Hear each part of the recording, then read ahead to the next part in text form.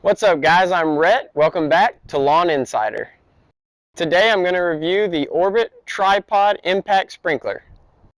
I actually do have an irrigation system for my entire yard, but in the backyard the irrigation system runs up and down the fence line right there, and it doesn't really make it to the middle of the yard.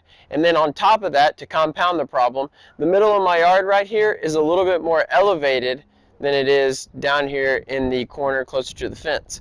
So this part of the yard gets a lot drier and it doesn't really retain water as well as I would like it to. So this year I decided I really wanted to try to tackle that problem, so that's where this thing comes in. And y'all, I just want you to know that nothing I've used on this channel up to this point, and probably at least in the near future, is sponsored. I'm sitting at like 260 subscribers right now, so believe it or not, businesses are not fighting to sponsor me at this point in the journey. But you know, maybe we'll get there one day. But I bought this with my own money from Lowe's, so I just wanted to review it and show you guys what I think of it. Any product I talk about in today's video will be linked below in the description box, so if you are interested in anything you see, just go scroll down to the description, click on the link, it'll take you to the product and you can check it out. If you don't have an irrigation system, let me know what your go-to sprinkler is in the comment section below.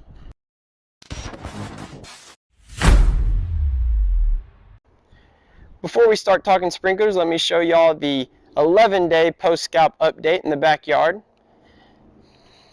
So I've already raised the height of cut on my mower to my maintenance height for the rest of the season, which is 1/2 inch. You can see a lot of green showing up. You can even start to see some stripes, so it's looking really good. So make sure you click subscribe so you can follow me in the lawn this year, help grow the channel, and make this year's version of your yard the best it's ever been. My first suggestion when it comes to sprinklers or really any garden hose accessory is going to be to get you a set of these quick connectors. And what these allow you to do is, let me go ahead and show you.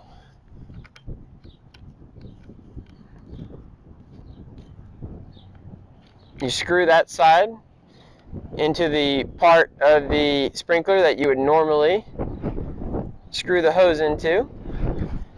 And then you screw this side into the end of your hose. And now, instead of having to screw my hose into the sprinkler, I just pull this collar back right here and snap it into place. And I know it's good whenever it clicks up, just like that, okay? So now I know that this is watertight and my connection is good. Whenever I want to take the hose off, I just pull this back and I pull out, and now it's off. Also important to note is that whenever this is attached, even if the hose is on, water is not going to come out of this side unless it is clicked into place. So quick connectors definitely make your life easier, and I will leave a link for them below the video. They're really cheap and they save you a lot of time and headaches in the yard, so I highly recommend them. Now let's go ahead and look at the sprinkler. You can see that it is on a tripod. I could actually extend it to make it even taller than it is right now, actually a lot taller than it is right now. I'll go ahead and do that just so y'all can see how tall it is. So just using my height for reference, you can see I'm about 5'10", so it comes up just below my chest. Today I'm not going to use it on this higher height because it's pretty windy outside. I don't know if y'all can tell, but I just want to leave it a little bit lower so wind is playing as little of a factor as it can. Here is a closer look at the impact sprinkler that's mounted at the top. It is made of brass.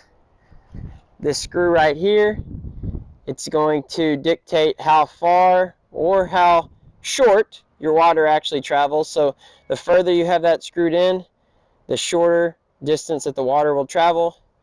Then you can unscrew it or go left, and then the water will not deflect as much off the screw and it will go further. Same thing with this shield right here. When it's up, the water's not going to go as far. When it's down, the water will be able to travel further. And then you've got these cuffs down at the bottom that are on these pins, and you can change the rotation pattern of your impact sprinkler. So you can see that I've got mine set here and here, so the sprinkler can only travel this distance. If you wanted to, you could pull this piece up right here, and then your sprinkler will travel 360 degrees because it's not going to get stopped by any of these collar pins right here. But I want to spray a very specific targeted area, so I'm going to go ahead and leave that down. Now I'm going to go ahead and set these measuring cups up in the area that I am planning on watering. I already have a video up that I made probably a month ago that shows you how much and how often you should water your lawn. If you want to check that out, it's in the card up here, and these measuring cups are going to be in the description below if you're interested in measuring how much water you're putting out. Since I've already made the watering video, I'm going to spare y'all the setup process, and we're going to go ahead and get this sprinkler running. Okay, I'm not going to show y'all the entire 15-minute process, but I did want to show y'all what it looked like while it was running. Like I said, the plan right now is I'm going to let it run for 15 minutes. I've got the timer set.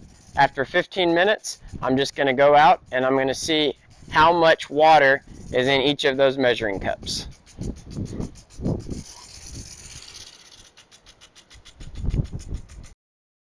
Alright, so the 15 minutes is up. I went and I checked all my measuring cups, and I saw that on average, okay, so it did vary a little bit. Some cups got up to about 0.3, some cups were down at around 0.15, but on average we were putting down about 0.2 inches of water every 15 minutes.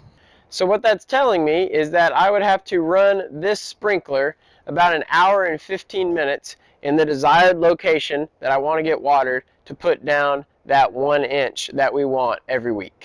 Now for reference, my irrigation system puts down about 1 inch of water every 30 minutes that it runs. So this sprinkler is a lot slower than my irrigation system, but that's kind of to be expected. It is an overground sprinkler. It's not going to be as efficient, but it is going to take quite a bit more time.